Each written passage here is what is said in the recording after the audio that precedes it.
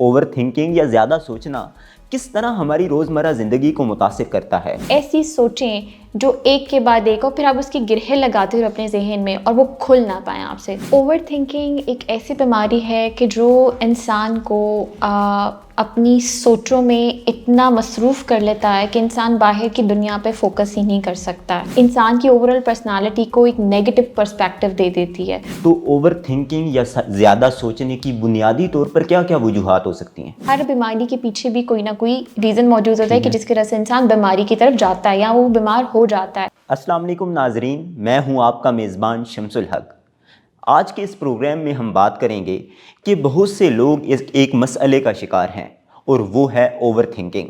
आज के इस प्रोग्राम में हम जानेंगे कि ओवर थिंकिंग क्या है, ओवर थिंकिंग या ज़्यादा सोचना किस तरह हमारी रोज़मर्रा ज़िंदगी को मुतासिर करता है, ओवर थिंकिंग की बुनियादी वजूहात क्या हैं और इससे बचा कैसे जाए। इस पर बात करने के लिए मेरे साथ मौजूद हैं NLP कोच और क्लिनिकल साइकोलॉजिस्ट इफ़रा सैयद साहिबा। आजकल एक मौजू जिस पर बहुत ज़्यादा बात हो रही है और बहुत ज़्यादा लोग इस मसले का शिकार हैं और वो है ओवर थिंकिंग। मैं आपसे ये जानना चाहूँगा कि आप हमारे QAS हेल्थ के जो नाजरीन हैं उनको आसान अल्फाज में समझाइए कि ओवर थिंकिंग क्या है। ओवर थिंकिंग एक ऐसी बीमारी है कि जो इंसान को अपनी सोचों में इतना मसरूफ़ कर लेता है कि इंसान बाहर की दुनिया पे फोकस ही नहीं कर सकता है। वो हर टाइम अपनी सोचों की गिरहों में ही लगा रहता है और वो गिरहें ऐसी होती हैं कि जो इंसान की ओवरऑल पर्सनालिटी को एक नेगेटिव पर्सपेक्टिव दे देती है और इंसान पूरा एक नेगेटिव पैटर्न पे चलने लग जाता है। तो ओवर थिंकिंग का बेसिकली यही है कि ऐसी सोचें जो एक के बाद एक और फिर आप उसकी गिरहे लगाते हो अपने जहन में और वो खुल ना पाए आपसे। तो दैट इज़ ओवर थिंकिंग। ठीक है। अच्छा, इंसान तो हर वक्त सोचता रहता है। जिस तरह एक तहकीक के मुताबिक के रोज़ाना एक किसी भी फ़र्द को 70,000 या इससे ज़ायद सोचें जो हैं वो ख्यालात आते हैं, सोचें आती हैं। तो ये जो ज़्यादा सोचना है, ओवर थिंकिंग है, ये कब एक बीमारी की शक्ल इख्तियार कर जाता है और कब ये हम कहेंगे कि ये इतना सोचना नॉर्मल है? देखिए, एक हद तक सोचना तो हर किसी का एक थिंकिंग पैटर्न होता है। आपने उतना तो सोचना ही होता है कोई प्रॉब्लम पे, किसी रोज़मर्रा की ज़िंदगी में कोई आपने 1 हफ़्ते की प्लानिंग करनी है या आपने महीने की, तो देखिए नॉर्मल है।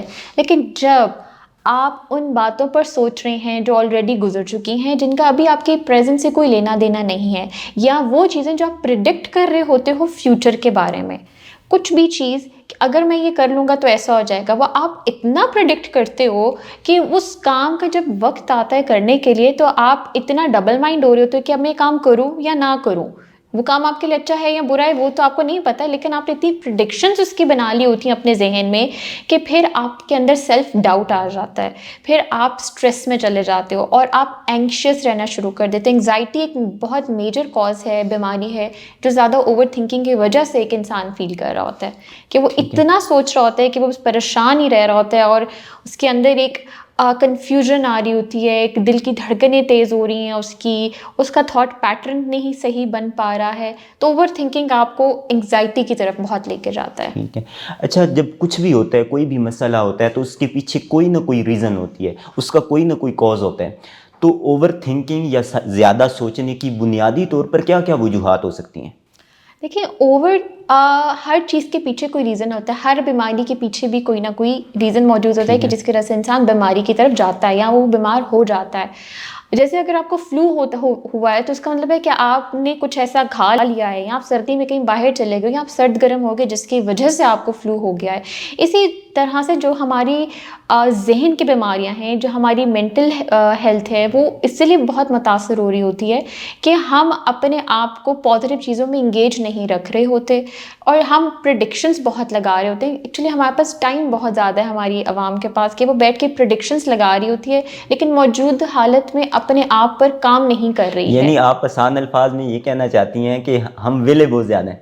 नहीं, पहले भी चले, जो बहुत ज़्यादा सोच रहे हैं हाँ वो अपने आप पे उतना काम कर नहीं रहे हैं ना। आप जब आप ओवर थिंकिंग पे आपने जहाँ पे 10 मिनट लगा दिया, वो 10 मिनट को अच्छा काम भी कर सकते बिल्कुल हैं। ऐसे ही। देखिए, नॉर्मल सोचना ठीक है कि मैंने अगर फॉर एग्जांपल मुझे जॉब मिलेगी तो मेरी ये गोल्स हैं, ठीक है, इतनी बात समझ आती है। लेकिन इतना ओवर थिंक करना कि अच्छा ये जॉब मिलेगी, इसमें ये डूज एंड डोंट्स हैं, मैं ऐसा करूँगा तो ऐसा, ओवर थिंक करने से आप क्या कर रहे हो? आप अपने आप को एंग्शियस कर रहे हो, आप अपने आप को बीमार कर रहे हो।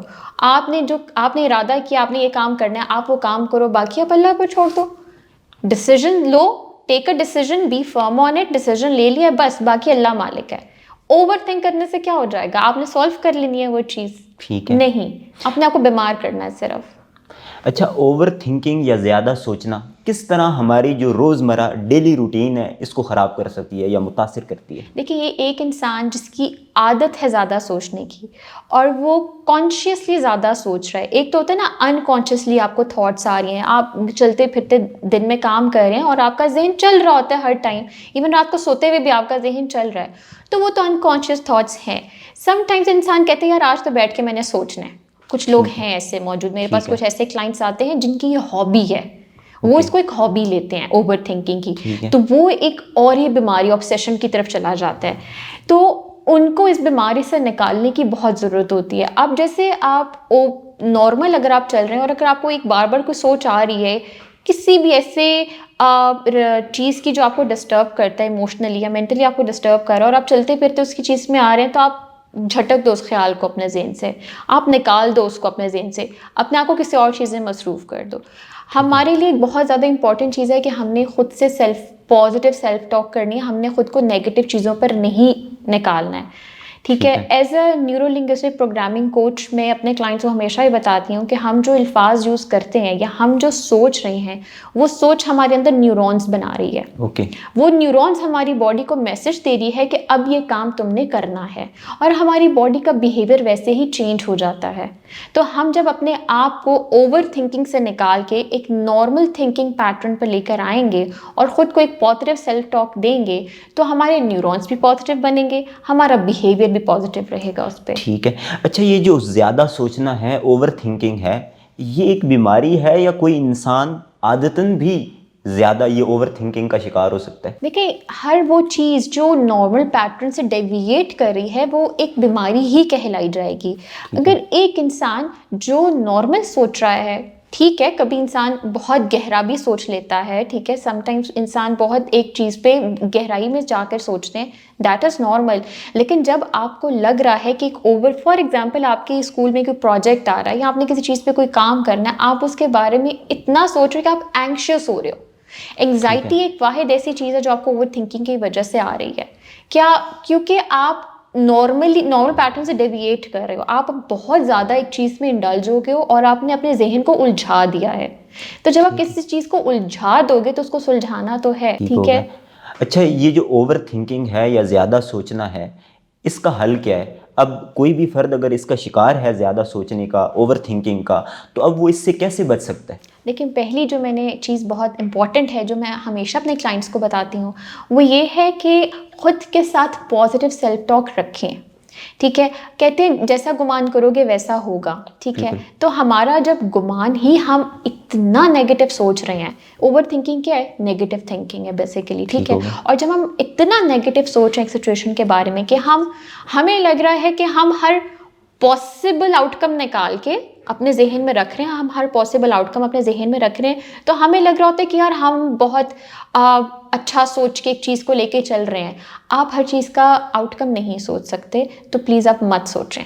आप अपने आप को उन चीज़ों में मत उलझाएं जो आपके हाथ में नहीं है। आप उन चीज़ों के बारे में मत सोचें जो आप सुलझा नहीं सकते हैं। तो the main thing is anxiety. आपको एंग्जाइटी, आप बहुत ज़्यादा एंग्शियस उसमें आ जाते हो, और इसको ठीक कैसे किया जा सकता है कि आप खुद के साथ एक पॉजिटिव सेल्फ टॉक करो, आप खुद को पॉजिटिव बिहेवियर्स में इंडल्ज करो, कोई अच्छी बुक रीडिंग में, कोई अच्छी वीडियो में, कोई अच्छी एक्टिव हेल्दी एक्टिविटीज़ में आप अपने आप को इंडल्ज करो। Try to keep yourself busy in healthy things, not in the negative patterns of your life. ठीक हो गया। तो आपका कहने का मतलब ये है कि हम जो हैं वो अपने आप को कुछ ऐसी एक्टिविटीज़ में इंगेज करें जो प्रोडक्टिव हों, जिससे हमारी ज़िंदगी में कोई ना कोई वैल्यू ऐड हो। अच्छा, और इसके साथ क्योंकि मोबाइल फ़ोन का इस्तेमाल जो है वो आजकल बहुत ज़्यादा है और लोग ज़्यादातर वक्त जो है वो तन्हाई में अपने साथ गुजारते हैं या मोबाइल फ़ोन पे गुजारते हैं, तो अब ये फिज़िकल एक्टिविटी ये किस हद तक फ़ायदेमंद साबित हो सकती है ओवर थिंकिंग से बचने के लिए? देखिए, कहते हैं चूज़ योर बैटल्स, ठीक है। एक बहुत वो है कि losing weight is hard and so is gaining weight is hard, so we have to choose our hard. बंद कमरे में रहकर तन्हाई में बैठकर ओवर थिंक करना और मोबाइल यूज़ करना और कोई हेल्दी एक्टिविटी ना करना, ये हमने अपने लिए खुद चूज़ किया है। वो लोग जो मोबाइल बंद करके बाहर जा रहे हैं, वॉक कर रहे हैं, अपने आप को हेल्दी एक्टिविटीज़ में इंडल्ज कर रहे हैं, वो उनकी चॉइस है। देखिए, आपको कोई आके ये नहीं कहेगा कि भाई ये चूज़ करो तुम्हारे लिए अच्छा है, ये आप पर है कि आप अपने लिए क्या चूज़ कर रहे हैं। क्योंकि अल्टीमेटली इंसान, मेरे पास जो भी क्लाइंट आता है वो मुझे अपना कोई प्रॉब्लम बताता है, मैं उससे पूछती हूँ are you willing to get out of it. अगर वो अपनी विलिंगनेस शो करेगा तो मैं उसकी हेल्प करूँगी, मैं उसको कोई रास्ता बताऊंगी, मैं कोई इंटरवेंशंस करूँगी। अगर कोई विलिंग ही नहीं है अपने आप को बदलने के लिए, तो हम या कोई और जितना भी बोल ले उसका कोई फ़ायदा नहीं है। So it's just a person, if he is ready to do something for himself, वो अपनी बैटल खुद चूज़ करना चाह रहा है, एक पॉजिटिव बैटल खुद चूज़ करना चाह रहा है, तो वो हर चीज़ से निकल सकता है। चाहे वो अगर बंद कर मोबाइल भी यूज़ करे, अगर उसकी ये इतनी विलिंगनेस है कि वो अपने आप को एक हेल्दी पैटर्न पे लेकर आएगा, वो निकलेगा वहाँ से। ठीक है। अच्छा, अब कोई ऐसी टेक्निक्स या कोई ऐसी मशकें हैं कि जो शख्स ओवर थिंकिंग का शिकार है, वो खुद अगर ये प्रैक्टिस करे, कुछ टेक्निक्स पर अमल करे, तो इससे उसको फ़ायदा हो सकता है? अच्छा देखिए, वैसे तो हम usually as an NLP course तो हम लगाते हैं बहुत सी इंटरवेंशंस हमारे, जो आपके थिंकिंग पैटर्न को एक नॉर्मल पैटर्न पर लेकर आती हैं। बट वो लोग जो नहीं आना चाहते हैं, वो खुद पे ही काम करना चाहते हैं, तो उनके लिए बस सबसे इम्पॉर्टेंट चीज़ यही है कि आप जनरल राइटिंग करें। ठीक है, आप अपनी थॉट्स लिखें जो भी आपको आ रही हैं जहन में, और आप, अच्छा मज़े की बात है, जब आप लिख कर देखते हैं ना तो आप कहते हैं कि यार ये तो वैलिड ही नहीं है, मतलब ये तो सोचना भी फजूल है। ठीक है। आप जो भी थॉट्स आ रही हैं, right your thoughts on a journal, और फिर उसको पढ़ें कि क्या वो वैलिड है आपके बारे में सोचना आपके लिए या नहीं है सोचना। दूसरा, जब आप बहुत ज़्यादा ओवर थिंक कर रहे हैं और आपको एक थॉट बार बार आ रही है, उसके लिए क्या दूसरी चीज़ बहुत पॉजिटिव है, वो ये कि आप उस ख्याल को झटक दें। आपको कोई ख्याल बार बार आ रहा है, आप उस जगह से डिस्प्लेस कर जाएं। अच्छा, ये जो आपने कहा कि आप ख्याल को झटक दें, अब ये कैसे करें? ये कोई इतना आसान तो है नहीं है आसान, इसलिए खुद पे काम करना कभी भी आसान नहीं है। मैंने आपको पहले ही बताया था कि अगर आप विलिंगली किसी चीज़ को छोड़ना चाहते हैं और आपकी विलिंगनेस मौजूद है, तभी आप उस चीज़ से बाहर निकलते हैं। ठीक है। अब एक इंसान जो विलिंगनेस शो कर रहा है कि उसने इस चीज़ से बाहर निकलना है, तो वो क्या करेगा, उस ख्याल को झटकेगा, वो डिस्प्लेस करेगा। झटकना कैसे है? आपने डिस्प्लेसमेंट करनी है। आप फॉर एग्जाम्पल, आप इधर बैठे और आपको थॉट बार बार आ रहा है और आप उसके बारे में सोचना नहीं चाह रहे क्योंकि वो चीज़ आपको परेशान कर रही है। तो आप क्या करेंगे, आप वहाँ से उठकर कहीं और जाके बैठ जाएं। जगह चेंज करने में आपका पैटर्न ब्रेक हो जाता है। आपने थॉट पैटर्न्स को ब्रेक करना है, तो यही। और दूसरा, जब आपको कोई और, फिर आपने जगह चेंज कर, डिस्प्लेस करिए, आप देखिएगा वो होता है डिस्प्लेस, क्योंकि आपने ब्रेक कर दिया पैटर्न वहाँ पे। उसके बाद, अच्छा, एक और बहुत इंपॉर्टेंट चीज़ जो मैं हमेशा अपने क्लाइंट्स को कहती हूँ कि द ह्यूमन बॉडी में जो सबसे स्ट्रॉन्गेस्ट ऑर्गन है, that is your heart, because your heart is connected to your soul, but the weakest organ is your brain. Brain को आपने चलाना है, आपने ब्रेन ने आपको नहीं चलाना। Your brain is in your control. ठीक है, लेकिन प्रॉब्लम क्या है, 90% आवाम का ब्रेन, जो 90% लोग हैं ना, वो ब्रेन उनको कंट्रोल कर रहा है। और जब आपको ब्रेन कंट्रोल कर रहे हैं तो आप वेरियस नेगेटिव एक्टिविटीज़ में हैं, वेरियस नेगेटिव लाइफ उसमें आप गलत रस्तों पर हैं, गलत थॉट्स पर हैं, क्योंकि आपने सारी पावर ब्रेन को दे दी है। ठीक है। You have the power to control your brain, don't give that power to your brain. ठीक हो गया। अच्छा, अब अगर किसी का ब्रेन उसको यूज़ कर रहा है, तो वो शख्स, वो कंट्रोल जो ब्रेन के पास है, वो कैसे ब्रेन से वापस अपने पास ला सकता है? देखिए, आपने अपने आप को कॉन्शियसली ये बात बतानी है। हमारे पास दो चीज़ें होती हैं, एक हमारे पास हमारे अनकॉन्शियस पैटर्न्स होते हैं और एक हमारे पास कॉन्शियस पैटर्न्स होते हैं।